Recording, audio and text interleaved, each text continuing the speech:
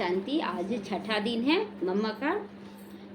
तो बता रहे विशेष अरुण महाजन और सतीश कुमार गुप्ता ये सब अपना अपना मम्मा के प्रति अनुभव बता रहे हैं।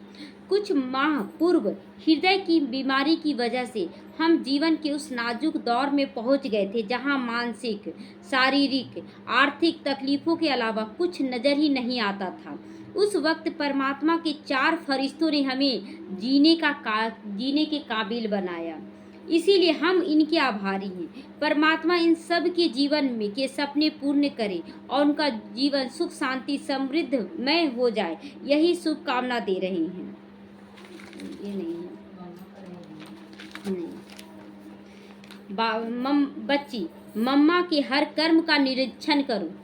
बच्ची उषा बहन को बोला जा रहा है। बाबा बोल रहे हैं कि मम्मा के हर कर्म को देखो वो कैसे करती हैं। एक दिन मैं नाश्ता कर रही थी, सामने से मम्मा आ रही थी। उषा बहन बता रही है, मैंने देखा तो देखती ही रह गई।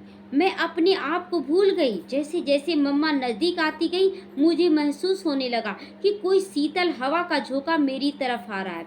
मम्मा मेरे नज़दीक से गुजरकर किचन की तरफ चली गई। वहाँ किसी बहन को कुछ सेवा का डायरेक्शन दे रही थी। डायरेक्शन देने का तरीका ऐसा था, वे इतना धीरे कान के पास जाकर बोल रही थी कि आवाज़ बिल्कुल भी नहीं आ रहा था। वहीं पर वो भोजन कर रही हैं, लेकिन सामने में किचन था और बोल रही थी ना, तो इतना धीरे बोल रही थी कि उनका आवाज़ बगल तक नहीं आ रहा था। इतना धीरे से बोल रही थी। 5-10 मिनट वहाँ उनको जो कहना था कहती रही, मुझे कुछ सुनाई नहीं दिया। धीरे धीरे फिर जान रही थी। उनका चलना भी इतना धीरे हो रहा था कि आवाज़ नहीं हो रहा था। आवाज़ बोलती थी ना मम्मा कि धरती को भी चोट लगता है, ऐसा जोर जोर से नहीं चलना है। तो उनका चलना, दूसरों के साथ बातें करने की विधि देखने लायक थी और सीखने लायक थी। इतना रूहानियत था। तब मुझे एहसास हुआ कि बाबा ने इसीलिए मुझे कहा था कि बच्ची मम्मा को एक एक सेकंड देखते रहो कि मम्मा कैसे बोलती हैं, कैसे करती हैं। मम्मा के हर कर्म का निरीक्षण करो। ब्रह्मा कुमारी डॉक्टर निर्मला बहन जी बताती हैं, एक बार मुंबई में एक मंत्री जी मम्मा से मिलने आए। मंत्री जी के जाते जाते रात के 12 बज गए थे। उनसे मिलने के बाद रात के 12 बज गए। उन दिनों मम्मा रमेश भाई के घर में रहती थी। तब रमेश भाई ने पूछा, मम्मा आप तो करीब 1 बजे सोई होंगी, फिर आप अपने समय पर इतनी जल्दी कैसे उठ गई? 2 बजे उठ गई, 12 बजे वो गया मिनिस्टर और उसके बाद वो सोई तो 2 बजे उठ गई। तो रमेश भाई जी बोले कि मम्मा आपको सोते सोते तो 1 बज गया होगा सब कुछ ठीक करके, तो आप 2 बजे कैसे उठ गई? अपने समय पर इतनी जल्दी कैसे उठ गई? तब मम्मा ने कहा, देखो जो मिनिस्टर की अपॉइंटमेंट के कारण मैं रात को जाग सकती हूँ जो साधारण है, तो सवेरे अमृत वेले मेरी अपॉइंटमेंट हमारी पीयू के साथ होती है, मेरे पिता के साथ होती है। यह हम कैसे मिस कर सकते हैं? जब एक साधारण वीआईपी के लिए हम अपना समय 12 बजे तक निकाल सकते हैं रात के, तो हमारा जो भी बहुत वीआईपी है, जो मेरे लिए सबसे खास है, मेरा पिता है, हम उससे मिलने के लिए समय गंवा दें? कभी नहीं। मम्मा हमेशा 2 बजे उठ जाती थी। मम्मा और बाबा का रूटीन था। इस प्रकार मम्मा ने कभी भी अमृत वेला मिस नहीं किया। बच्चे बोलते हैं ना कि क्या करें मम्मा, आज सो गए थे, आज रात में नींद ही नहीं आया, आज गेस्ट बहुत आ गया। अमृत वेला कभी मिस नहीं करना है। तो अमृत वेला हमेशा हमें करते रहना है। ओम शांति। और आज क्या है? आज वट सावित्री पूजा है ना। वट सावित्री पूजा में क्या करती हैं?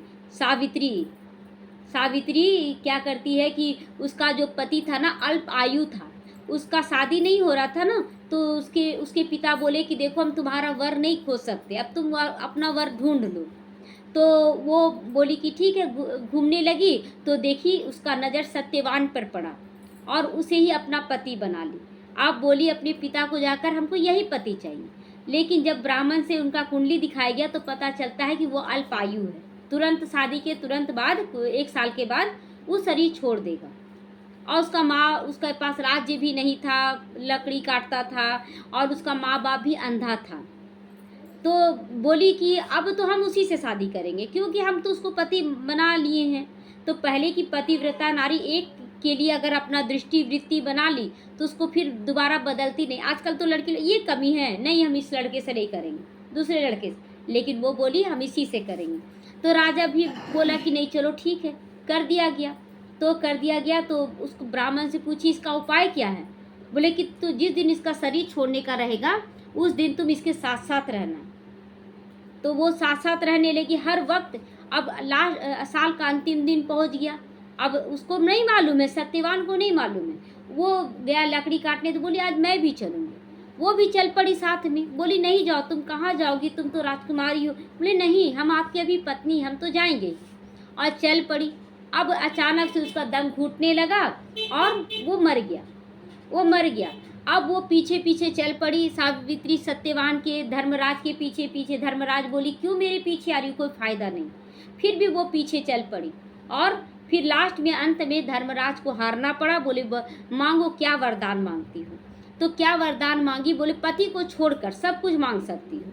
वो क्या बोली कि मेरे सास ससुर अपने पोते पोतियों को सोने के बर्तन में दूध भात खाते हुए देखे, दूध भात खाते हुए देखे। तो धर्मराज को सोचे नहीं, बोल दिए तथास्तु। अब फिर पीछे पीछे चल पड़ी। बोले अब क्या हुआ। बोले आप वरदान तो दे दिए, फिर सत्य कैसे होगा, जब पति ही नहीं तो बच्चा कहाँ से होगा। तो अंत में धर्मराज असमंजस में पड़ गए और अंत में उनके पति को ये पहले से तय था इसलिए छोड़ा गया। यहाँ इस कहानी का मतलब है कि हम देहधारियों के लिए नहीं, हम अपने पति, अपने मतलब ये जो शरीर है एक पत्नी का रूप है, पत्नी का रूप है। और ये पति आत्मा है। आत्मा को अमर बनाने के लिए हम पुरुषार्थ कर रहे हैं, शरीर के द्वारा ही पुरुषार्थ कर रहे हैं ना। तो यहाँ पर भी है ना सावित्री और सत्यवान। सत्यवान कौन है, आत्मा है ना, और सावित्री ये शरीर के द्वारा हम पुरुषार्थ कर रहे हैं। तो हमें सत्यवान को जीवित रखने के लिए पुरुषार्थ करना होगा। तो पुरुषार्थ करने के लिए ज्ञान चाहिए। ज्ञान रहा तब तो वो ऐसा वरदान मांगी। हम लोगों को मांगने का कल था, क्या मांग ले, क्या मांग ले, धन दौलत मांग ले, क्या मांग ले, लेकिन ज्ञान के बिना वरदान भी काम का नहीं है। तो इसलिए हम लोगों को भी वरदान 21 जन्म ही क्यों, हम लोग पूरे कल्प के लिए मांगे कि सदा सुहागन रहे। तो अभी शिव बाबा को अपना पति बनाना है और हमें पुरुषार्थ करना अच्छे से अच्छा। तो हम एक ब्राह्मण से पूछे कि वो तो चली गई, चलो उसमें बता दिया गया कि धर्मराज के अगर लौकिक पति का तबीयत खराब हो जाए वैसा, हम कैसे जाएंगे धर्मराज के पीछे, ये बात हमको बता दीजिए। ब्राह्मणों से पूछे ये बात आप हमको बता दीजिए तो हम सावित्री पूजा करेंगे। जब शुरुआत में छोड़े बाबा के ज्ञान में तो बोलने लगे, बोले तो युगल बोले लगे, पहले बोलते थे करो करो, तो हम बोले बता दीजिए, हम आपका तबीयत खराब होगा तो हम कैसे आपको ठीक कर सकते हैं, पहले उसका उपाय बताइए। तो बोले कि क्या तुम इसमें जाओगी तो ठीक कर दोगी। बोले हाँ एकदम ठीक कर देंगे इसमें आएंगे तो। और अब तो खैर विश्वास भी हो गया कि इसमें आने के बाद ठीक भी हो जा रहा है सब कुछ, पवित्रता की शक्ति से ठीक होता है। तो हमें बाबा के अनुसार चलना है और देहधारियों के अनुसार नहीं। ये सब कथा कहानियाँ हैं, इसमें प्राप्ति कुछ भी नहीं। आज व्रत कर रही है, तीज त्यौहार करी, किसी का पति नहीं जा रहा है, शरीर नहीं छोड़ रहा है। तो अब हमें सच्चा पति की ओर भागना है, शिव बाबा की ओर भागना है। ओम शांति।